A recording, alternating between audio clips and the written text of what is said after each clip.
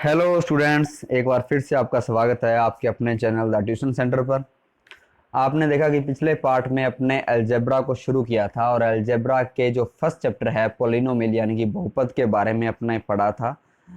और आज उसके सेकंड पार्ट को अपने लेकर आ रहे हैं जिसमें अपने शुरू करेंगे द्विघात समीकरण का हल ज्ञात करने की विधियां कौन कौन सी होती है। पहले वाले चैप्टर में अपने क्या किया था? पहले वाले चैप्टर में अपने पता लगाया था कि अलजेब्रा क्या होता है, चर राशियां क्या होती है, अचर राशियां क्या होती है, इसके अलावा बहुपद क्या होता है, बहुपद के शून्यक क्या होते हैं, शून्यक व गुणाकों में क्या संबंध होता है, द्विघात बहुपद क्या होता है, ठीक है। और भाग, दोनों बहुपदों का अपने भाग कैसे कर सकते हैं, ये अपने अब तक पढ़ लिया है। अब अपने नेक्स्ट जो अपना पार्ट है इसके अंदर अपने बात करेंगे कि द्विघात समीकरण को हल करने की और कौन कौन सी विधियां हैं। तो पहली विधि इसमें है गुणनखंड विधि। तो गुणनखंड विधि को अपने शुरू करते हैं आज। तो पूरा पूरा फोकस रखें और जिन बच्चों ने अभी तक पहला पार्ट नहीं देखा है वो एक बार पहले पार्ट को देखें, उसके बाद सेकंड पार्ट पे आएँ, क्योंकि ये पार्ट उसी के साथ जॉइंट है। ये थोड़ा वीडियो के लेंथी होने के कारण मैंने इसको सेकंड पार्ट में किया है। तो विधि जो अपने शुरू करने वाले हैं गुणनखंड विधि। तो गुणनखंड विधि में क्या होता है, देखो पहले शुरू कर लें। गुणनखंड विधि जैसे मैंने आपको पहले द्विघात बहुपद के शून्यक निकालने सिखाए थे, ठीक है, वही सेम टू सेम विधि गुणनखंड विधि है।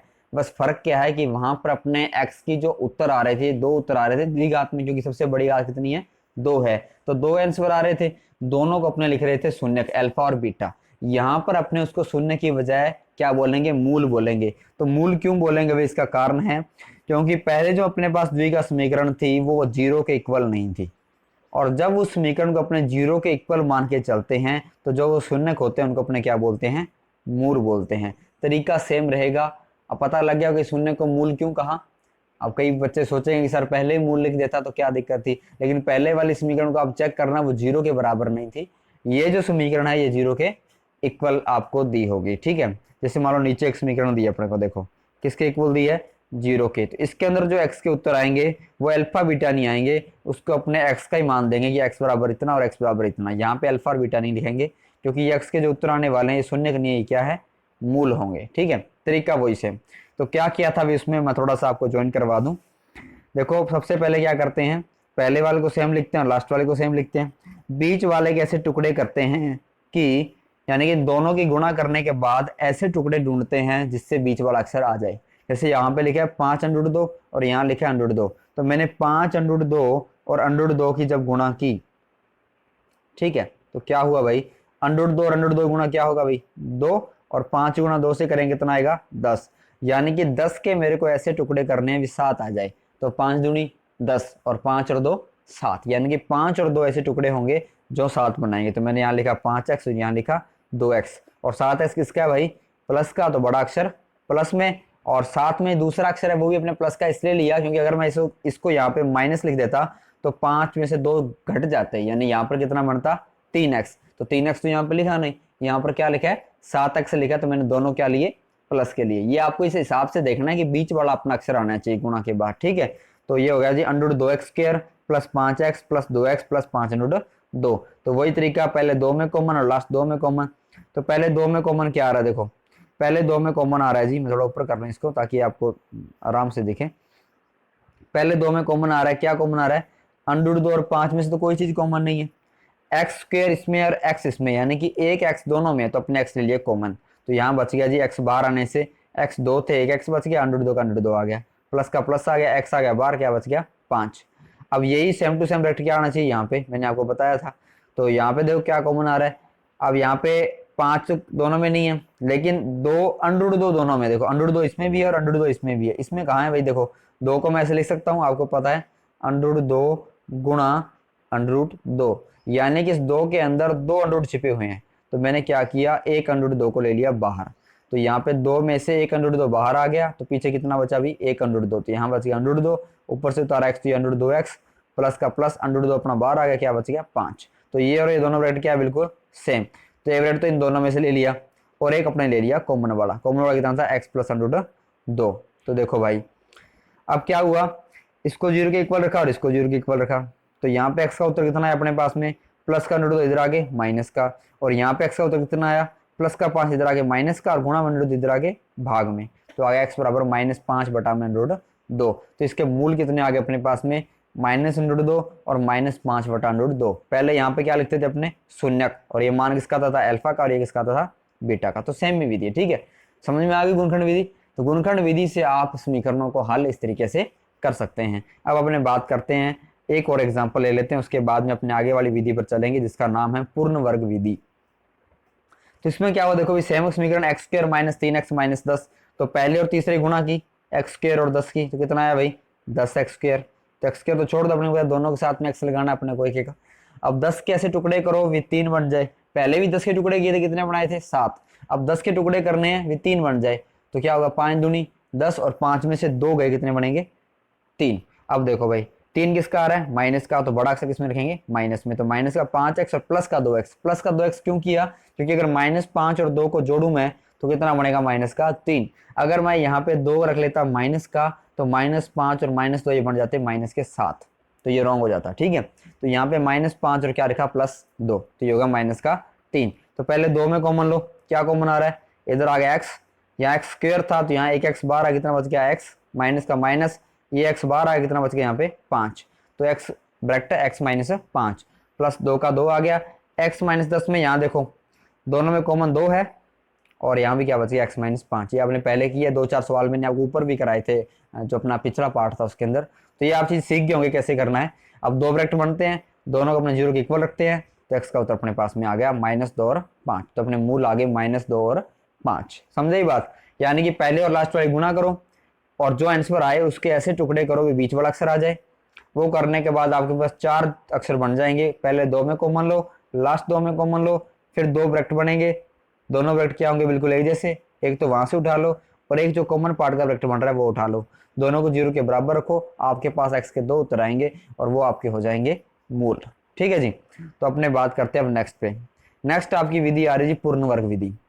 तो पूर्ण वर्ग विधि मैं आपको बता दूं एक बड़ी बात कि जो मैंने तीनों विधियां आपको बताई है, चाहे वो पूर्ण वर्ग थी, चाहे वो द्विघाती सूत्र थी, चाहे वो कोई भी थी, इन तीनों विधियों से आंसर जो आएगा किसी भी एक समीकरण को आप हल करोगे आंसर हमेशा सेम ही आएगा।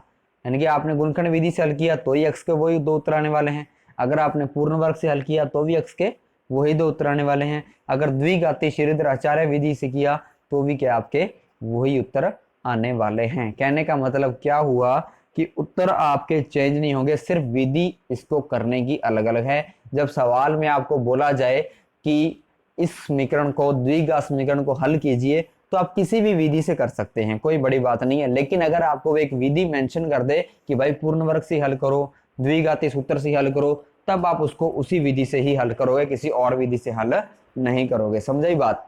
अब देखो क्या करना है।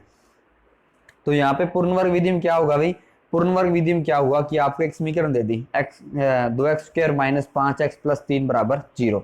तो मैं आपको स्टेप बाय स्टेप यहाँ पे करवा रहा हूँ, ऐसे आपको लर्न रखना है इसके स्टेप क्या है। पूर्ण वर्ग का मतलब पहले क्या होता है वो बता दूं।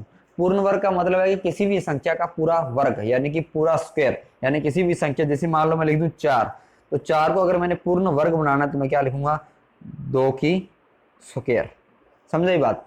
यानी आपको संख्या को पूर्ण वर्ग में कन्वर्ट करके या बदल के उसके बाद में इस समीकरण को हल करना है, ठीक है, इसके मूल निकालने हैं। अब देखो ध्यान से, तो क्या करेंगे भाई, सबसे पहले समीकरण अपने को दे दी 2x स्क्वायर -5x + 3 = 0। तो सबसे पहले देखो क्या करना है, x स्क्वायर के गुणांक को इकाई करना है। इकाई का मतलब क्या है कि जो x स्क्वायर के गुणा में है, यानी x स्क्वायर के गुणा में कुछ भी नहीं होना चाहिए, अकेला x स्क्वायर ही होना चाहिए। अगर कुछ भी संख्या गुणा में है तो उसको क्या अपने को हटाना है। अब हटाई कैसे, अब यहाँ पे देखो x के गुणांक कौन है भाई 2 है, तो सब में 2 का भाग दे दो, क्योंकि सब में 2 का भाग देंगे कोई फर्क नहीं पड़ेगा ना, अगर अकेले में दोगे तो रकम चेंज हो जाएगी। अब 2 का सब में भाग दे दो सबसे पहले, तो क्या होगा यहाँ पे 2 से 2 क्या हो जाएगा भाई कैंसिल, तो एक्स स्क्वायर अकेला बच गया, एक्स स्क्वायर अकेला बच गया अपने पास में। अच्छा आगे क्या बचा -5/2x और प्लस का 3/2 = 0। तो अपने पास पहला स्टेप जब अपने क्या करना है कि एक्स स्क्वायर के जो भी गुणा में है उसका भाग सभी में दे दो, ताकि एक्स स्क्वायर के गुणा में कुछ भी ना रहे, खत्म हो जाए। दूसरे स्टेप में क्या करना है, जो अंक कौन सा लास्ट वाला अचर पद, उसको ले जाओ दूसरी साइड में। तो यहाँ पे एक्स स्क्वायर का एक्स स्क्वायर आ गया, -5/2x का -5/2x आ गया, और ये प्लस का 3/2 इधर आया, किसका हो गया भाई माइनस का 3/2। तो ये अपने पास दूसरा स्टेप हो गया।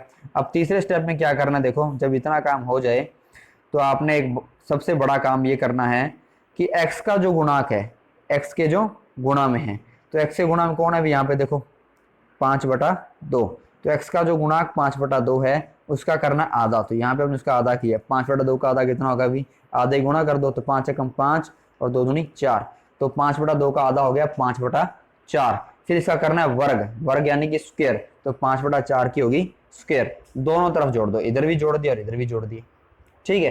तो x square minus 5/2x plus 5/4 की स्क्वायर, और इधर -3/2 प्लस 5/4 की स्क्वायर, अपने दोनों तरफ जोड़ दी।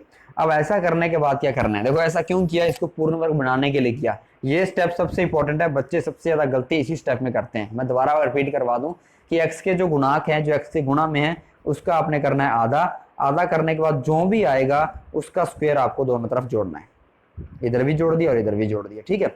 अब देखो मैं आपको शॉर्ट तरीका बताता हूँ, इसको हल नहीं करना आपको डायरेक्ट लिखना है। देखो यहाँ पे क्या लिखा है भाई x, यहाँ पे क्या लिखा है 5/4, दोनों की स्क्वायर है, तो आपने एक ब्रैकेट बनाना है स्क्वायर वाला। पहला अक्षर क्या है x और लास्ट वाला अक्षर क्या है 5/4, दोनों लिख लिए। अब यहाँ वाला निशान देखना आपने कितना है, प्लस है कि माइनस। अगर यहाँ पे माइनस लिखा है तो आप यहाँ पे लिखोगे माइनस, अगर यहाँ पे प्लस लिखा तो आप लिखोगे प्लस। तो यहाँ पे लिखा जी माइनस, तो मैंने यहाँ लिख लिया माइनस और ऊपर क्या लगा दी, दोनों के स्क्वायर। अब देखो अगर आपको वैसे भी करना है तो आप इसको ओपन कर लेना, आपके पास यही संख्या आने वाली है। मैंने आपको शॉर्ट तरीका बताया कि कैसे आप इस तरीके को उलझेंगे नहीं, आपको आसानी से ट्रिक के साथ आप इस ब्रैकेट को बना सकते हैं। मैं दोबारा बता दूं कि ये x का x आ गया, यहाँ पे 5/4 का 5/4 आ गया, यहाँ माइनस था तो माइनस आ गया, ऊपर क्या लगी स्क्वायर।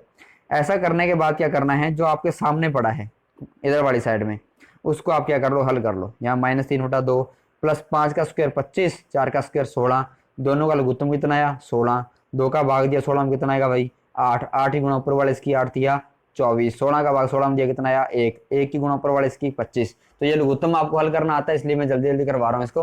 तो -24 प्लस 25 बटा में 16, तो कितना आया भाई प्लस का 1 बच गया, तो ये आएगा 1/16। अब इधर क्या बचा अपने पास में x माइनस 5/4 का स्क्वायर, इधर बच गया 1/16। तो अब क्या करना आपको, ऐसा करने के बाद में जब इधर वाले पार्ट को आपने हल कर लिया तो इधर से स्क्वायर हटाओ, स्क्वायर हटाएंगे तो इधर क्या लग जाएगा भाई अंडर रूट। अब 1 का अंडर रूट कितना होता है 1, और 16 का अंडर रूट कितना होता है भाई 4, यानी कि वर्गमूल कितना होता है 4, 4 चौके 16, 1 एकम 1, तो अपने क्या 1 का अंडर रूट 1 हो गया और 16 का अंडर रूट कितना हो गया 4। और एक बात ध्यान रखें कि जब भी वर्गमूल को हल करते हैं तो उसमें से जो भी संख्या आती है वो हमेशा प्लस और माइनस दोनों में आती है। तो यहाँ पे जो 1/4 है वो प्लस और माइनस दोनों में आएगा। ये कॉमन रूल है जो आपने छठी क्लास, 5वीं क्लास, तीसरी क्लास में पढ़े हैं, ठीक है। अब देखो अब यहाँ पे अपने पास आ गया x माइनस 5/4 बराबर प्लस माइनस 1/4, तो x का तो x ही आ गया। अब आपको मान तो x का निकालना भी, x माइनस 5/4 को तो निकालना नहीं है, सिर्फ x का मान निकालना है। तो क्या किया -5/4 जो अपने पास में साथ लगा हुआ था इसको अपने ले गए इस साइड में, तो किसका हो जाएगा भाई प्लस का 5/4। तो इधर आ गया अपने पास में प्लस माइनस 1/4 प्लस का 5/4। अब आपने एक काम करना है, एक बार ये निशान प्लस में लो और एक बार ये निशान लो माइनस में। तो मैंने यहाँ पे लिया प्लस का और यहाँ लिया माइनस का। अब देखो कैसे, थोड़ा सा ऊपर कर ले इसको। अब देखो जी, तो क्या हुआ प्लस का 1/4 प्लस का 5/4, लो तुम ले कितना आया 4, 5 और 1 6, 6 में 4 का भाग दिया कितना आया 3/2। इधर लघुत्तम लिया 4, माइनस का 1 और प्लस का 5, कितने बचेंगे प्लस के 4, 4 में 4 का भाग दिया कितना आया 1, यानी कि एक तो x का उत्तर आ गया 3/2 और एक आ गया 1। तो ये इस समीकरण के मूल हैं। अब इस समीकरण को अगर आप करोगे ना, उससे अपने बात करें गुणनखंड विधि से, यहाँ करोगे जो आगे अपने करवाएंगे श्रीधराचार्य विधि से, तो दोनों के अंदर इसका मान क्या आने वाला है, बिल्कुल सेम डिट्टो आएगा, ठीक है, समझे बात। तो कोई टेंशन वाली बात नहीं, आप उसके अंदर भी इसको कर सकते हो। अब देखो जी आगे, तो ये अपने पास में एक एग्जांपल, उम्मीद है कि आपको पूर्ण वर्ग विधि समझ में आ गई होगी। मैं एक बार फिर दोबारा आपको बता दूं कि सबसे पहले आपने क्या करना है जी, एक्स स्क्वायर के गुणांक को खत्म करना है। देखो यहाँ पे सबसे पहला काम है एक्स स्क्वायर गुणांक को खत्म करना है। गुणा खत्म कैसे करोगे कि जो गुणा में उसका भाग सब में दे दो तो एक्स स्क्वायर गुणा खत्म हो जाएगा। नंबर 2 स्टेप में क्या करना है, अंक को लेके जाना है, यानी कि अचर पद को लेके जाना दूसरी साइड में। अगर इधर प्लस का उधर जाके माइनस का हो जाएगा, अगर इधर माइनस का तो उधर जाके प्लस का हो जाएगा। उसके बाद में जो एक्स के गुणा में है उसका करो आधा, आधा करके और वर्ग करके दोनों तरफ आपको जोड़ना है। जोड़ने के बाद में आपको जो इधर वाला स्टेप है, कौन सा अचर पद वाला, ये जो स्टेप है इसको तो आपने इधर हल कर लेना है, और इधर के अंदर पहले का स्क्वायर और लास्ट वाले का स्क्वायर सीधा लिखना है, एक्स और -5 जैसे अपने यहाँ पे लिखा। और जहाँ जो यहाँ पे आपके पास निशान अगर माइनस का तो माइनस लगाओ और अगर प्लस का तो प्लस लगाओ और ऊपर क्या लगा दो दोनों की स्क्वायर। ऐसा आपने करना है। उसके बाद में इसको हल करके और लास्ट में x का मान एक तरफ रखना है, स्क्वायर इधर से हटा के इधर अंडर हो जाएगा, संख्या जो साथ में जुड़ी x के वो इधर आ जाएगी, अगर प्लस की है तो माइनस की हो जाएगी और माइनस की है तो प्लस की हो जाएगी, और आपके पास x के दो उत्तर आ जाएंगे। ये मैंने थोड़ा सा आपको रिपीट करवा दिया। अगर आपको फिर भी थोड़ा प्रॉब्लम लगे तो अपने एक एग्जाम्पल और कर लें, और दोनों एग्जाम्पलों को आप दोबारा वीडियो को बैक करके एक बार फिर से देख सकते हैं। अगर फिर भी डाउट लगे तो आप मेरे को कमेंट बॉक्स में डाल दीजिए, ठीक है। अब देखो भाई, बात करते हैं नेक्स्ट एग्जाम्पल की। जैसे मैंने लिया 2x square minus 7x plus 3 बराबर 0। अब इसमें मैं आपको सीधा ही करवाने वाला हूँ कि मैं आपको स्टेप नहीं लिख रहा, मैं आपको डायरेक्ट बता रहा हूँ कि सवाल कैसे होगा। देखो सबसे पहले क्या करेंगे भाई, एक्स स्क्वायर के गुणांक को खत्म करेंगे। तो यह एक्स स्क्वायर गुणांक कौन है भाई, 2, तो 2 2 का भाग सब में दे दिया, तो यहाँ एक्स स्क्वायर का गुणांक क्या हो गया भाई, खत्म हो गया। यहाँ क्या बच गया, एक्स स्क्वायर माइनस का माइनस 7/2x प्लस का 3/2 बराबर 0। ठीक है जी। अब देखो x square minus 7/2x plus का 3/2 इधर आ गए, माइनस का 3/2। अच्छा फिर क्या करना है भाई, अचर पद को इधर ले गए अपने। अब क्या करना है, एक्स के गुणांक का आधा, तो एक्स का गुणांक कौन है भाई 7/2, इसका आधा कितना होगा 7/2 गुणा 1/2, तो 7 एकम 7 और 2 दूनी 4, तो ये होगा 7/4। देखो भाई 7/4, तो 7x के गुणांक के आधे का वर्ग यानी कि 7/4 की स्क्वायर क्या करना है, दोनों तरफ जोड़ना है। अब देखो जी कैसे, तो मैंने क्या किया, इसमें इस स्टेप में और इस स्टेप में दोनों में, इस स्टेप में और इस स्टेप दोनों में क्या किया, 7/4 का स्क्वायर जोड़ दिया, इधर भी जोड़ दिया इधर भी जोड़ दिया। तो इसको अपने हल करना है, और यहाँ पे क्या करेंगे बताओ आप, पहला किसका स्क्वायर है, एक्स का, लास्ट किसका है भाई 7/4 का, ऊपर क्या लगेगी स्क्वायर, और यहाँ निशान किसका है माइनस का, तो यहाँ क्या लगेगा माइनस, अगर यहाँ प्लस का होता तो क्या लगता प्लस। तो अपने पास इधर तो बन गया एक्स माइनस 7/4 की स्क्वायर, और इधर वाला पार्ट अचर पद अपने हल कर ही लेंगे। देखो क्या होता है आगे, थोड़ा सा नीचे कर लें इसको, हाँ जी अब दिख रहा होगा। अब देखो एक्स माइनस 7/4 की स्क्वायर बन गया, उधर वाले पार्ट को अगर अपने हल करें तो माइनस 3/2 वैसे का वैसे ही। अब 7 की स्क्वायर कितनी होगी 49, और 4 की स्क्वायर कितनी होगी 16, तो गौतम कितना है 16, वही तरीका 2 का भाग दिया 16 में 8, 8 की गुना 3 से की तो कितना आएगा 8 24, और ये 16 का भाग 16 में दिया तो 1 49 आ गया। ठीक है, तो कितना है 25/16। तो इधर से स्क्वायर हटाया क्या लग गया इधर अंडर रूट हल किया तो 25 का अंडर रूट कितना आएगा 5 और 16 का अंडर रूट 4। लेकिन अंडर रूट के बाद संख्या क्या आती है दोनों निशानों में, प्लस में भी और माइनस में भी। अब यहाँ क्या पड़ा है अभी एक्स माइनस 7/4, अपनों क्या रखना है ओनली एक्स, तो माइनस का 7/4 ले गए इस साइड में, किसका हो गया प्लस का 7/4, तो एक बार मान प्लस में और एक बार मान माइनस में। अब क्या हुआ देखो भाई, एक बार प्लस और एक बार माइनस में रखा, तो अब प्लस में रखा तो क्या होगा तो मैं 4, 5 और 7 कितने 12, 12 में 4 का भाग कितना होता है 3। एक बार माइनस में रखा तो -5 प्लस का 7 प्लस क्या है 2, भाग दिया 4 का तो कितना आ गया 1/2, तो यहाँ एक्स का मान आ गया 3 और 1/2, ये दोनों अपने मूल आ गए। तो उम्मीद है आपको पूरी पूरी विधि समझ में आ गई होगी कैसे करना है। ठीक है, एक बार दोबारा से इसको रिवर्स करके देख लेना अगर प्रॉब्लम लगे तो, और अगर कोई प्रॉब्लम ना लगे तो भाई आप इसको आगे अपने जो द्विघात सूत्र है वो करते हैं। अगर फिर भी आपको दिक्कत लगे तो आप मेरे को कमेंट बॉक्स के अंदर डाल सकते हैं। चलो जी शुरू करते हैं आगे। जैसे श्रीधर आचार्य विधि द्वारा द्विघाती सूत्र का उपयोग। अब श्रीधर आचार्य विधि द्वारा द्विघाती सूत्र का उपयोग कैसे करते हैं देखो भाई, तो श्रीधर आचार्य विधि में क्या होगा, ये जो विधि है इसको द्विघाती सूत्र सीधा भी लिख देता है कई बार। अब इस विधि की क्या जरूरत पड़ी, जो उस विधि अपने पास में 2 विधियां तो थी लेकिन इसकी क्या जरूरत पड़ी। अब इसकी जरूरत ये सबसे खास विधि इसलिए है क्योंकि इस विधि के अंदर अपने उन समीकरणों को भी हल कर सकते हैं जिनके मूल वास्तविक नहीं है, यानी कि जो संख्याएं काल्पनिक हैं, जो अपनी कल्पना में होती है, वास्तव में संख्या होती नहीं है। अगर आपको समझना है कि काल्पनिक कौन सी होती है और वास्तविक कौन सी होती है, तो वो अपना संख्या पद्धति वाला वीडियो अपने चैनल के ऊपर पड़ा होगा, आप थोड़ा चेक कर सकते हैं, उसके अंदर पूरा विस्तार से समझाए हुए। यहाँ सिर्फ आपको ऐसा बताऊंगा मैं कि जो संख्या वास्तव में है नहीं, जैसे अंडर के अंदर माइनस आपने कभी नहीं देखा होगा। ठीक है, अगर ऐसी संख्या को अपने समिश्र संख्या आयोटा जो 11वीं 12वीं क्लास का मैटर है, अपने 10वीं तक ऐसा कुछ नहीं होता, तो काल्पनिक संख्या का अध्ययन अपने 11वीं 12वीं करते हैं। तो ये जो समीकरण है ये काल्पनिक संख्या को हल करने में भी, या ये जो विधि है ये काल्पनिक संख्या को हल करने के काम भी आती है। तो चलो शुरू करते हैं। सबसे पहले तो अपने को पता होना चाहिए कि ये क्या कहा है इसने कि मूल वास्तविक नहीं हो, यानी मूल क्या होना चाहिए काल्पनिक। तो मूल वास्तविक कब होंगे और मूल काल्पनिक कब होंगे, पहले अपने ये चेक कर लेते हैं। ठीक है, तो शुरू करते हैं। देखो जैसे मूलों की प्रकृति को अपने शुरू किया कि द्विघात समीकरण का मानक रूप अपने को पता क्या होता है भाई, ax² + bx + c = 0। अगर यहाँ पे अपने इस फॉर्मूले में कौन सा b² - 4ac में बी का मान यहाँ से लेंगे, ए का मान यहाँ से लेंगे, सी का मान यहाँ से लेंगे। ऐसी समीकरण में अगर अपने मान रखें बी का, ए का और सी का, तीनों के अंदर देखो b square minus 4ac, b square minus 4ac और बी स्क्वायर माइनस 4ac। ऐसा क्यों है, बी स्क्वायर माइनस 4ac क्यों लिया, इसका कारण भी आपको मैं आगे द्विघात सूत्र विधि जब करवाने लगूंगा तब आपको बता दूंगा, ठीक है।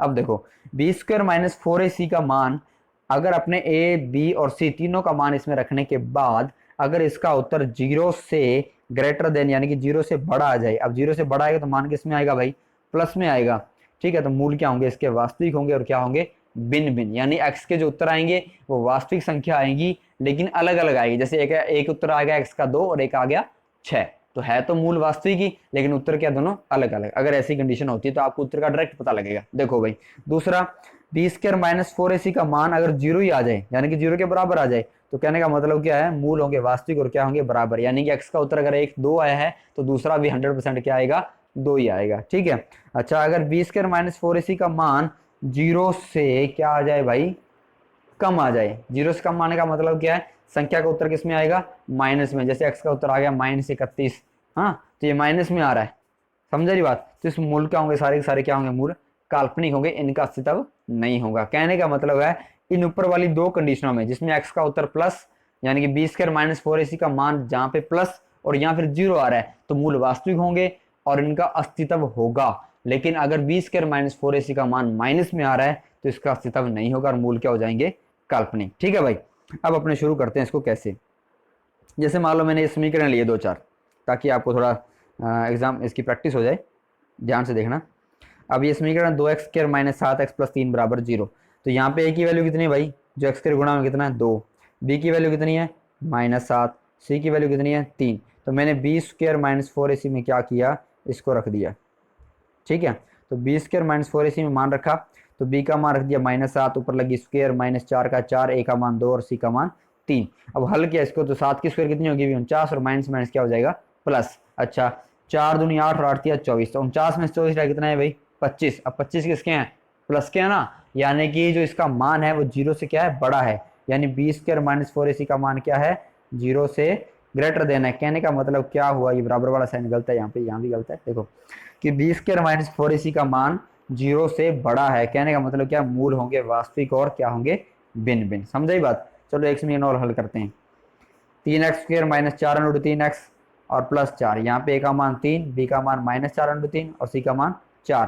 तो यहाँ पे वैल्यू पुट करी b की, a की और c की, तो कितना उत्तर आएगी अपने पास में 4 × 3 की स्क्वायर करी पहले, तो क्या हुआ 4 × 3 गुणा 4 × 3 माइनस माइनस तो प्लस हो गया। अब 4 चौकी 16 और √3 की गुणा कितनी होगी 3, तो 16 तिया 48, तो ये उत्तर आ गया 48 और यहाँ पे 4 चौकी 16 और 16 तिया 48, यानी 48 में से 48 कितने बचेंगे 0, यानी बी स्क्वायर माइनस 4ac का मान आ रहा है 0। इसका मतलब क्या है कि मूल वास्तविक होंगे और क्या होंगे बराबर होंगे, ठीक है जी। अब तीसरा चेक कर लेते हैं। तीसरा देखो कैसे दिया है कि x square plus x plus 1 बराबर 0 दिया है, तो ए का मान 1, बी का मान 1 और सी का मान 1, तीनों मान अपने पास एक एक आ रहे हैं। अच्छा यहाँ पे मान रखा तो क्या आया, 1 की स्क्वायर 1 और -4 एकम 4, तो कितना उतरा है -3, यानी कि -3 है वो 0 से छोटा है यानी कि लेस देन है, यानी कि अगर माइनस में मान आ गया तो मूल अपने आप क्या हो गए भाई काल्पनिक। तो इस कंडीशन में मूल क्या आएंगे काल्पनिक, ठीक है। तो आपको क्वेश्चन इस तरीके से देगा, जब आपको द्विघातीय सूत्र से हल करने के लिए देगा तो इस तरीके से देगा कि इस समीकरण को द्विघातीय सूत्र विधि से हल करो, ठीक है। अगर मूलों का अस्तित्व है तो मूलों को ज्ञात करो। कहने का मतलब क्या है कि अगर मूलों का अस्तित्व है तो पहले अस्तित्व आपको चेक करना है। अस्तित्व किस में होगा भाई, जब मान प्लस में होगा या फिर क्या आएगा 0 आएगा तब भी अस्तित्व होगा, ठीक है। तो अपने एक आधा क्वेश्चन और दे लेते हैं मूलों की प्रकृति से, उसके बाद में अपने करते हैं द्विघातीय सूत्र विधि शुरू। देखो भाई जैसे ये दे दिया कि k का मान ज्ञात करो यदि मूल वास्तविक व बराबर हो, तो मूल वास्तविक और बराबर होंगे तो क्या कंडीशन थी भाई, बी स्क्वायर माइनस 4ac बराबर 0। तो ये अपने को समीकरण दी हुई है, यहाँ पे a का मान कितना अपने पास में 2, b का मान कितना है भाई k और c का मान कितना है भाई 3। तो यहाँ पे वैल्यू पुट कर दी, b का मान k, a का मान 2 और c का मान 3। जब इसको हल किया तो 4 दूनी 8 और 8 तिया 24, 24 यहाँ पे किसके आएंगे माइनस के, इधर ले किसके हो गए प्लस के, तो k स्क्वायर बराबर आ गया 24। तो k की वैल्यू आ गई स्क्वायर हटा, इधर क्या लग गया अंडरूट, यानी k बराबर हो गया अंडरूट 24, यानी कि ये आ गया। अगर अंडरूट को हल कर लें अपने तो अपना उत्तर आएगा जी 24 आएगा प्लस माइनस 2 अंडरूट 6। अब अंडरूट तो हल करना आता होगा आपको, ऐसे ऐसे हल कर लेना, ठीक है। 24 का अगर कर 2 का भाग दिया कितना आएगा 12, फिर 2 का भाग दिया कितना आएगा भाई 6, ठीक है, फिर 2 का भाग दिया, फिर 3 का भाग दिया, 3 एकम 3, जिसका जोड़ा पूरा बन जाए। तो यहाँ 2 का जोड़ा पूरा बन रहा है लेकिन बाकी जोड़ा नहीं बन रहा ना, तो ये तो सारी संख्या क्या आ गई अंडर रूट में, और ऊपर वाला 2 क्या बाहर आ गया, तो ये आएगा 2 अंडर रूट 6। तो अंडर रूट के बाद संख्या क्या आती है, प्लस और माइनस दोनों में आती है, यानी कि ये आ गया 2 अंडर रूट 6। कहने का मतलब क्या है कि माइनस में इसके मूल हो नहीं सकते, क्योंकि ये मूल क्या है वास्तविक अस्तित्व वाले हैं। तो इसका उत्तर क्या आएगा जी, प्लस के 2 अंडर रूट 6, दो उत्तर आ जाएंगे, दोनों उत्तर क्या आएंगे 2 अंडर रूट 6 और 2 अंडर रूट 6। समझे बात, तो के का मान आ गया 2 अंडर रूट 6, 2 अंडर रूट 6। तो ऐसे कुछ सवाल आपके चैप्टर आपका 3.5 के अंदर पड़े हैं, तो आप उसको सॉल्व कर सकते हैं। कोई भी दिक्कत लगे मेरे को वो सवाल, या मेरे को वो कोई भी आपको डाउट है आपका मूलों की प्रकृति को लेकर, कि मूल वास्तविक बराबर होंगे, मूल वास्तविक भिन्न भिन्न होंगे, मूल काल्पनिक होंगे, तो वो मेरे को कमेंट बॉक्स में आप शेयर कर सकते हैं, ठीक है जी। अब बात करते हैं अपने द्विघातीय सूत्र विधि, जिसको अपने शुरू किया था। तो मूलों की प्रकृति अपनी चेक हो गई। अब मैंने आपको बताया कि मैंने बी स्क्वायर माइनस 4ac क्यों लिया और क्यों नहीं लिया, तो मैं उसको आपको यहाँ पे एक्सप्लेन कर देता हूँ। ध्यान से देखो, इस सूत्र में क्या ये फॉर्मूला है, x बराबर minus b plus minus under root b square minus 4ac बटा में 2a। तो ये जो सूत्र है ये किसका है भाई, ये द्विघाती सूत्र है श्रीधराचार्य विधि का। तो इसमें ध्यान से देखो, अंडर रूट में एक संख्या अपनी कौन सी है, बी स्क्वायर माइनस 4ac। तो मैंने इसको इसलिए लिया क्योंकि अगर यहाँ पे मूलों की प्रकृति चेक करनी है, बाकी तो संख्या अगर माइनस में और प्लस में तो कोई फर्क नहीं पड़ता, लेकिन अंडर रूट के अंदर कोई संख्या अगर माइनस में आ गई तो संख्या क्या हो जाएगी, काल्पनिक हो जाएगी। समझा रही बात। और अगर माइनस में ना ही प्लस में आ गई तो क्या होगी, वास्तविक हो जाएगी। तो मूलों का पता तो यहीं से चलेगा ना। तो अपने को सबसे पहले क्या किया, बी स्क्वायर माइनस 4ac को लेकर वहां पे मूलों की प्रकृति अपने चेक की थी थोड़ी देर पहले, ठीक है। तो अब पता लग गया कि बी स्क्वायर माइनस 4ac क्यों लिया मैंने। अब आपको ये फॉर्मूला ध्यान में रखना है, और इस फॉर्मूला के अंदर क्या होगा कि x बराबर अपने को दिया minus b plus minus under b square minus 4ac बटा में 2a। तो यहाँ पे एक बार प्लस लेना और एक बार यहाँ पे क्या लेना जी, माइनस। मैं थोड़ा साफ कर दूं, पता लग जाएगा आपको। देखो यहाँ पे एक बार निशान प्लस का और एक बार यहाँ पे माइनस का, मैंने यहाँ पे अलग अलग भी लिखा है, यहाँ प्लस और यहाँ पे क्या लिखा है, यहाँ पे माइनस। तो इन दो फार्मूलों से आपके दो मूल निकलेंगे, ठीक है। तो अपने शुरू करते हैं। अब ये फार्मूला कहाँ से आया, अगर ये भी आपको डिटेल में जाना है तो मेरे कमेंट बॉक्स में डाल देना, मैं आपको इसका पूरा एक्सप्लेन, पूरा जो खिचड़ी दलिया जो भी बनेगा वो आपको सारा का सारा परोस दूंगा। लेकिन ये आपके लिए 10th क्लास के लिए इतना डीपली जाने की आपको जरूरत नहीं है। जहां जहां पे डीपली अपने जा सकते हैं वहां वहां पर मैं आपको वीडियो के अंदर सारे बताऊंगा। अगर फिर भी किसी बच्चे को एक्स्ट्रा जानने की इच्छा है तो वो मेरे को कमेंट बॉक्स में डाल दे, मैं उसको अलग से इसका एक्सप्लेन दे दूंगा। देखो भाई, अब बात करते हैं ये समीकरण की, 2x square minus 5x plus 3 बराबर 0। अब देखो, तो a की वैल्यू कितनी भाई 2, b की वैल्यू कितनी आई, x से गुणा में कितनी -5, c की वैल्यू 3। तो यहाँ पे फॉर्मूला लगाया, फॉर्मूले में वैल्यू पुट की, b का वैल्यू पुट किया आपने -5, यहाँ पे a का वैल्यू पुट किया आपने 2, यहाँ पे c का वैल्यू पुट किया 3, यहाँ पे a का वैल्यू पुट किया 2। तो ये सारा अपने पास में आ गया। देखो माइनस और माइनस ही गुणा प्लस, तो यहाँ के ला गया प्लस का 5, फिर आ गया प्लस माइनस 5 की स्क्वायर कितनी होगी भाई, -5 की स्क्वायर, सॉरी माइनस माइनस तो गुणा हो जाएगा, गुणा अगर प्लस हो जाएगा तो 5 की गुणा कितनी आएगी 25, और यहाँ इन तीनों की गुणा कितना आया 4 दूनी 8 और 8 3 24, तो आ गया माइनस का 24 और 2 दूनी 4। तो ये संख्या आ गई अपने पास में 5 प्लस माइनस 25 में से 24 हटाए कितने बचेंगे 1, और 1 का अंडर क्या होता है भाई 1, और बटा में कितना आ गया 4। तो अपने पास आ गया 5 प्लस माइनस 1 बटा में 4। तो एक बार प्लस किया और एक बार क्या किया माइनस का निशान लिया। तो मैंने यहाँ पे प्लस लिया तो कितना है 5 और 1 6, 6 बटा में 4 कितना है 3 बटा 2। यहाँ पे माइनस लिया तो कितना है 4, 4 बटा में 4 कितना आया 1। तो कहने का मतलब क्या है कि अपने पास दो मूल आ गए x के, एक तो आ गया 3 बटा 2 और एक आ गया 1, दैट आंसर। अब ध्यान से देखो, दोनों एक जैसे हैं क्या भैया, दोनों एक जैसे हैं क्या, 3 बटा 2 और 1 नहीं है ना, दोनों एक जैसे नहीं है, यानी मूल अपने क्या है वास्तविक थे लेकिन क्या थे भिन्न भिन्न थे। समझे ही बात। तो ये अपने प्रकृति के अंदर चेक कर लिया समीकरण को। अब करते हैं आगे वाला एग्जाम्पल 2। देखो 2x square minus 7x plus 3 अपने लिया, तो इसमें फिर वही तरीका, a का मान 2, b का मान -7 और c का मान 3। सबसे पहले अपने चेक करेंगे मूलों की प्रकृति। देखो बी स्क्वायर माइनस 4ac में मान रखा तो कितना मान आया अभी 25 आया, किसका 0 से कितना है ज्यादा है 25 ना, ये अपने पीछे हल किया है ऊपर मूलों, ये सेम इस समीकरण को हल किया तो अपना उत्तर आ रहा था 25। तो मूल अर्थ वास्तविक व भिन्न भिन्न। अब इसके उत्तर वास्तविक और भिन्न भिन्न आएंगे तो अपने क्या किया, यहाँ पे दोबारा वैल्यू पुट की सूत्र में, b का मान -7, a का मान कितना है भाई 2, अच्छा c का मान 3। जब यहाँ पे पुट करेंगे इसको सॉल्व करेंगे तो आएगा 7 -7 plus minus under b square minus 4ac को अपने यहाँ पे हल कर लिया, कितना है अपने पास में 25। तो मैं सीधा यहाँ पे 25 लिख रहा हूँ बटा में 2 × a यानी कि 2 दूनी 4। अब देखो जी ये आ गया 4, माइनस माइनस गुना प्लस हो गई होगा 7, प्लस -25 का अंडर कितना होगा भाई 5। तो देखो 7 एक बार लेना प्लस में और एक बार लेना है माइनस में, तो प्लस में लिया और यहाँ लिया माइनस में, जब प्लस में लिया तो आए 7 और 5 12, 12 में 4 का भाग दिया 3, और माइनस में लिया तो 7 में से 5 के 2, 2 में 4 का भाग दिया कितना है 1/2। तो उत्तर आ गया x बराबर 3 से और 1/2। कहने का मतलब क्या है कि आपको जब ये समीकरण हल करोगे तो आपको मूलों की प्रकृति पहले ज्ञात करनी है। अगर मूल वास्तविक आ रहे हैं, बराबर आ रहे हैं, या मूल वास्तविक और भिन्न भिन्न आ रहे हैं, या मूल और काल्पनिक आ रहे हैं, फिर आपने सूत्र का यूज करना और सवाल को हल करना है। तो सवाल की संख्या पर ज्यादा फोकस करना पड़ेगा।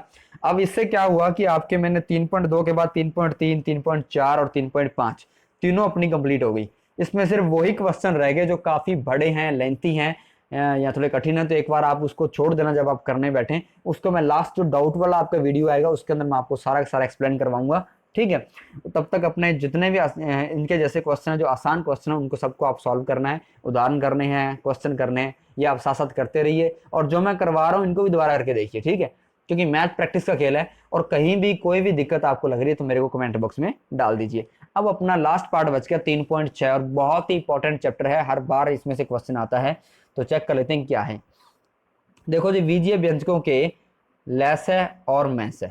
तो लैसे और मैसे तो आप जानते हो, ये मैंने यहाँ पे दोबारा मेंशन किया है, वैसे आपको पता है कि लैसे और मैसे क्या होता है। तो लैसे और मैसे में क्या था कि पहले अपने लैसे मैसे किया था, तब क्या था, संख्या का था। अब इसमें क्या आ गई, बीजीय व्यंजकों का आपको लैसे और मैसे ज्ञात करना है। तो वही ट्रिक है, सेम टू सेम, कुछ अलग नहीं करना। देखो जैसे मैंने यहाँ पे एग्जांपल लिया, एग्जांपल में देखो कि मेरे को ये दो समीकरण दे दी, दो संख्या दे दी और बोल दिया कि आप इसका लैसे और मैसे निकालो।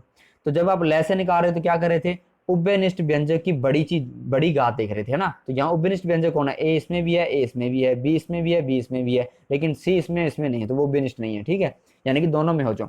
तो यहाँ पे दोनों में क्या है, ए और बी है। तो ए और बी की बड़ी घात देखनी जब अपने लैसे निकालेंगे, और छोटी घात देखनी जब अपने में से निकालेंगे। तो देखो अभी पहले बड़ी घात देखो, तो ए की बड़ी घात कितनी है, अभी यहाँ है 1 और यहाँ कितने हैं 2, तो अपने ले लिया a का स्क्वायर। यहाँ बी कितने 2 और यहाँ भी कितने 2, तो फिर अपने क्या लेंगे, 2 ही लेंगे।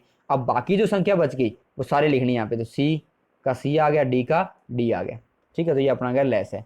अब मैस में क्या था, छोटी घात देखते थे ना, तो उभयनिष्ठ व्यंजक की न्यूनतम घात, उभयनिष्ठ व्यंजक की छोटी घात। तो यहाँ पे a कितना है 2 और यहाँ पे कितना है 1, तो अपने लिया 1। यहाँ पे b 2 और यहाँ पे b कितना है 2, तो छोटा और बड़ा सब क्या होगा 2 ही होगा, तो आ गया ए बी स्क्वायर। तो पता लग गया होगा लैस और मैसे कैसे निकालना है। मैं दोबारा रिपीट कर दूं कि लैसे के अंदर जो व्यंजक उभयनिष्ठ है, जो दोनों में, उसकी बड़ी घात लेनी है, और बाकी जो बच गए वो सेम टू सेम लिख रहे हैं। और जो आपका ये मैसे है, तो मैसे के अंदर आपने जो उभयनिष्ठ व्यंजक है उसकी छोटी घात लिखनी है, बाकी संख्या को आपने नहीं लेना। चलो एक क्वेश्चन कर लेते हैं अपने से बीजीय व्यंजक वाला, जैसे ये 4 स्क्वायर वाला, 4 स्क्वायर बी स्क्वायर सी। तो बताओ भी लैसे के अंदर कौन सी घात लोगे आप, एक ही, यहाँ 1 और यहाँ 2 है, तो कौन सी लोगे, 2 वाली, और मैसे में कौन सी लोगे, 1 वाली। पता लग रहा है। अच्छा यहाँ पे बी स्क्वायर, यहाँ भी क्या है बी स्क्वायर, तो यहाँ पे बी की स्क्वायर लोगे, यहाँ भी बी की स्क्वायर, क्योंकि छोटी बड़ी एक ही घात है।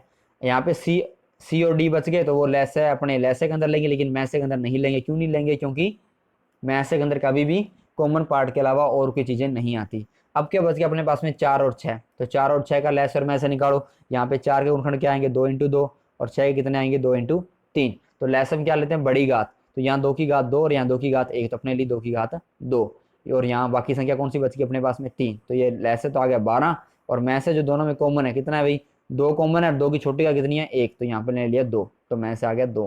तो ये आ गया 12 A square B square C D, और मैसे आ गया 2 ए बी स्क्वायर। ये आ गए छोटे क्वेश्चन, तो मैंने आपको स्टार्टिंग करवा दी ताकि आपको समझ में आ जाए कि लैस और मैसे करना कैसे है।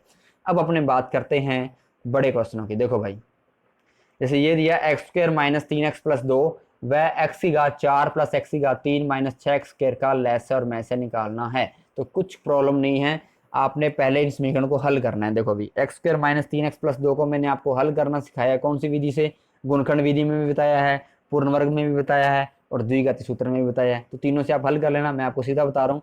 मैंने गुणनखंड विधि यूज की, यहाँ पे टुकड़े किए, पहले 2 में कॉमन लिया, ठीक है। यहाँ पे मेरे पास में क्या होता था, 2 ब्रैकेट बनते थे ना, एक ब्रैकेट बिल्कुल सेम होता था, वो उतारते, एक कॉमन वाला पार्ट उतारते थे। तो ये आपको करवाया हुआ है, इसलिए मैं दोबारा यहाँ पे बता नहीं रहा। तो इसको हल करने पर मेरे ब्रैकेट आई जी x माइनस 2 और x माइनस 1, और जब इसको मैंने हल किया तो यहाँ पे हल कैसे किया, अभी पहले तीनों में कॉमन पार्ट देखा, क्योंकि मेरे पास x की घात 4 को हल करने का कोई समीकरण नहीं थी। तो मैंने देखा तीनों में कॉमन क्या आ रहा है, तो तीनों में x की घात 2 इसमें भी, x की घात 2 इसमें भी, x की घात 2 इसमें भी है, तो x की घात 2 ले ली कॉमन। तो यहाँ बच गया मेरे पास में 4 में से 2 बार आई, तो यहाँ बची x की घात 2, यहाँ पे 3 में से 2 बार आई, तो कितनी बच गई 1, यहाँ x की घात 2 पूरी पूरी बार आई, कितना बच गया 6। तो ये बच गया अपने पास समीकरण। अब इसको अपने हल किया इस समीकरण को, तो अपने पास दो ब्रैकेट बने, x+3 और x-2 और बार के अपने पास में x²। तो समझ की बात आ गई। यानी अपने पास में इसको हल किया तो अपने पास ये ब्रैकेट आए और इसको हल किया तो अपने पास में ये ब्रैकेट आए। अब अपने को याद करना है लेस और मैस है। अब ध्यान से देखो, मैं से की बात करूं दोनों में कॉमन क्या आ रहा है, मैं से की बात दोनों में कॉमन देखो क्या आ रहा है, x² इसमें भी है तो इसमें है भी नहीं है, तो x² तो नहीं आएगा। अच्छा x+3 इसमें है नहीं है, तो ये भी नहीं आएगा। x-2 इसमें भी और x-2 इसमें भी है, तो यानी कि मैथ्स तो सीधा पता लग गया क्या आएगा, x-2। और बाकी जितनी संख्या वो किसमें डालोगे, लेस में। तो देखो अब एक बार चेक कर लेते हैं अपने, थोड़ा ऊपर करके ध्यान से देखो, ये मैंने इसको दोबारा पुट किया है। तो इसके गुणनखंड आ रहे थे x-2 और x-1 और इसके गुणनखंड आ रहे थे ये। अब इसको अपने लिखा तो अपने पास में से तो आ गया x-2, क्योंकि दोनों में कॉमन क्या, सिर्फ x-2 कॉमन है। और बाकी जो बच गया जितना भी कॉमन वाले पार्ट को छोड़ के जितना भी x² बच गया, x+3 बच गया, x-1 बच गया, वो सारे किसमें आ गए, लेस में। तो लेस भी आ गया, अपना में से भी आ गया। अब आपको उत्तर को चेक करना भी मैंने सिखाया, याद होगा, भाज्य बराबर भाज्य गुणा भागफल प्लस शेषफल। तो उस तरीके से आप इसको चेक भी कर सकते हैं अगर चाहें तो। देखो दो व्यंजक गुणनफल, जैसे एक सवाल दिया आपकी किताब के अंदर ऐसा, इसको भी हल कर लेते हैं कि दो व्यंजक गुणनफल दिया अपने को x-7 और x² + 8x+12, यानी कि दो संख्या दोनों का गुणा अपने को दे रखा है। मैथ से अपने को दिया x+6 और क्या निकालना है, लेस है। और ऐसा अपने किया था दूसरी प्रश्नावली में, जब अपने अभाज्य गुणनखंडों के लेस और मैस ज्ञात कर रहे थे दो संख्या वाले, तो अपने एक सूत्र लगाया था a गुणा b बराबर लेस गुणा मैस है। तो a गुणा b यानी कि दोनों व्यंजकों का गुणा कितना दिया अपने को, ये। तो ये अपने यहाँ का सारा पुट कर दिया। अच्छा मैस है कितना है भाई, x+6, लेस है कितना है, दिया नहीं, तो लेस अपने को ज्ञात करना है। तो यहाँ एलसीएम का एलसीएम आ गया और यहाँ x+6 गुणा में, इधर ले किसमें हो गया, भाग में। अब आपको एक काम करना है, जो x² + 8x+12 दिया ना, इसको आप समीकरण को हल कर लो। कैसे करोगे, गुणनखंड विधि से। तो मैंने यहाँ हल किया हुआ है, आप देख लेना, ठीक है। और सीधा इसको डायरेक्ट मैंने लिखा है हल करने के बाद में। देखो इसको मैंने हल किया, x² + 8x+12 को तो ये टुकड़े किए, कॉमन लिया, कॉमन लेके मेरे पास में ये ब्रैकेट बने। कैसे हल करना है आपने खुद ब खुद करना है, क्योंकि अब आपको आ चुका है, ठीक है। तो अपने पास बन गया जी x-7, इसके दो ब्रैकेट x+2 और x+6 और बटा में आ गया x+6। तो x+6 से x+6 क्या हो गया भाई, कैंसल। तो क्या बच गया, x-7 और x+2। तो ये अपना क्या आ गया, लेस है। अब चाहे तो इस दोनों की गुणा भी कर सकते हो आप, ठीक है, वो भी आपका क्या हो जाएगा, लेस हो जाएगा। और अगर यहाँ ऐसे छोड़ दो तो भी आपका क्या हो जाएगा, बिल्कुल सही। तो ये आपका हो गया कंप्लीट, ठीक है, लेस और मैस से बड़ा। कहने का मतलब क्या है कि तीसरे अध्याय में जितनी भी विधियां हैं उन सभी को मैंने आपको इन दोनों पार्टों के अंदर समझा दिया है। अब जितने भी कठिन और समस्यात्मक प्रश्न बचेंगे उसको मैंने यहाँ पे पार्ट 2 लिखा था, हालांकि ये पार्ट क्या बन गया, अब पार्ट 2 नहीं रहा, पार्ट बन गया 3। तो उस पार्ट 3 के अंदर अपने उन सभी समस्या को क्या करेंगे, हल करेंगे। इसके अलावा क्या करना है, जितने भी आपके डाउट वाले क्वेश्चन हो या जो भी विधि में आपको डाउट हो वो मेरे को कमेंट बॉक्स में डाल देना, वो भी मैं साथ साथ आपको इस वीडियो के अंदर मेंशन कर दूंगा। यानी कि इसके बाद अपनी एक वीडियो और आने वाली है जिसके अंदर अपने जितने भी कठिन प्रश्न हैं उनको अपने हल करेंगे, ठीक है, जो परीक्षा की दृष्टि से भी काफी महत्वपूर्ण होंगे। तो उसको भी आप देखना मत भूलिए। और ये जो अपने करवाया है दोनों पार्टों के अंदर पूरा चैप्टर, काफी बड़ा चैप्टर था। मैंने सिर्फ यहाँ पे उन सभी चैप्टरों की विधियां ली है, मेथड लिया है, बेसिक पार्ट लिया है और बिल्कुल डेप्थ से उठाकर आपको समझाया है। कहने का मतलब क्या है कि मैंने वीडियो के साथ में दो एग्जाम्पल ली हैं। जब आप क्वेश्चन चैप्टर करोगे तो आपके इन दो एग्जाम्पलों के साथ में अपनी तरफ से दो एग्जाम्पल और लेने हैं इनके जैसे और उनको सॉल्व करना है। मैं गारंटी के साथ कह रहा हूं कि आपका इस चैप्टर में से कोई भी क्वेश्चन गलत नहीं होगा। ये 3 नंबर का जो चैप्टर है आपका पूरी तरीके से क्लियर होगा। फिर भी अगर आपको कोई डाउट लगे तो आप मेरे कमेंट बॉक्स आपके सामने, नंबर तक मेरा आपके पास है, तो आप कर सकते हो, मेरे को व्हाट्सअप कर सकते हो और अपने डाउट जो हैं वो कमेंट बॉक्स में डाल सकते हो। किसी भी प्रॉब्लम के लिए मैं आपके साथ बिल्कुल हाजिर हूँ। अपने मैथ को बिल्कुल डीपली से सीखना है, एक पार्ट अपना और आएगा, उसके बाद अपना ये चैप्टर खत्म। कहने का मतलब क्या है कि अपने पहला चैप्टर 4 अंक का, दूसरा 3 का और तीसरा भी 3 का, यानी कि टोटल मिला के अपने 10 अंक हो जाएंगे और धीरे धीरे करके अपने पास मार्किंग के पास आ रहे हैं। बहुत जल्द अपने इसको भी करने वाले हैं। तो उम्मीद है कि आप सबको जो आज करवाया वो पसंद आया होगा। तो अपने साथ वाले जो सहपाठी उनको भी शेयर कीजिए और अगर वीडियो अच्छा लग रहा है तो लाइक किया कीजिए, कमेंट कीजिए। कमेंट के अंदर आप मेरे को गुड 1 और ये लिखने की आपको जरूरत नहीं है। अगर आपने अच्छे से पढ़ा है तो आपके जो भी डाउट है, आपको जैसा भी लगता है, कोई भी डाउट या कोई भी कमी हो तो मेरे को कमेंट में जरूर बताएं, ताकि आप अपने हैं वो इस लेक्चर के अंदर थोड़ा सा और सुधार कर सकें कि मैथ के अंदर अपने थोड़ा सा और ईजी इसको कैसे कर सकते हैं। ठीक है, तो आज के लिए इतना ही। तो सभी स्टूडेंटों का बहुत बहुत धन्यवाद।